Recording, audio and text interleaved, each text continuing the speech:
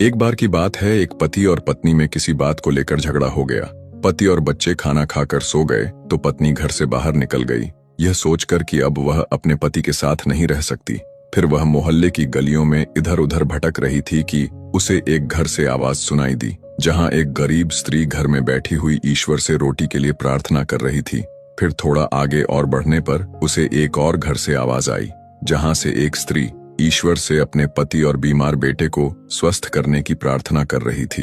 फिर वह थोड़ा और आगे बढ़ी तो उसे एक और घर से आवाज आई, जहां एक गरीब औरत अपने छोटे छोटे भूखे बच्चों को दिलासा दे रही थी कि आज उनके पापा खाने के लिए जरूर कुछ ना कुछ लाएंगे, तब तक तुम सो जाओ। फिर और आगे बढ़ने पर उसे एक और घर से आवाज सुनाई दी, जहां एक बुजुर्ग दादी अपने पोते से कह रही थी कि बेटा, कितने दिन हो गए तुम मेरे लिए दवाई नहीं लाए। पोता कहता है, दादी माँ, अब मेडिकल वाला भी उधार नहीं दे रहा है और मेरे पास इतने पैसे भी नहीं हैं कि मैं आपके लिए दवाई ले आऊं। अब यह सब सुनकर वह औरत चुपचाप अपने घर लौट गई और ईश्वर का धन्यवाद करने लगी कि ईश्वर ने उसके पास एक मकान, खाने के लिए रोटी, तन पर कपड़े और एक अच्छी संतान और पति दिए हैं। वह औरत सोच रही थी कि उसकी जिंदगी में कितने दुख हैं, मगर जब उसने लोगों की बातें सुनी तो उसे यह एहसास हुआ कि लोगों के दुख तो उससे भी कई ज्यादा हैं।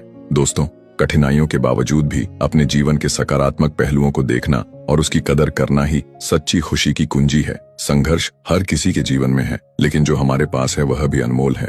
अगर कहानी अच्छी लगी हो तो वीडियो को एक लाइक शेयर जरूर करके जाएं।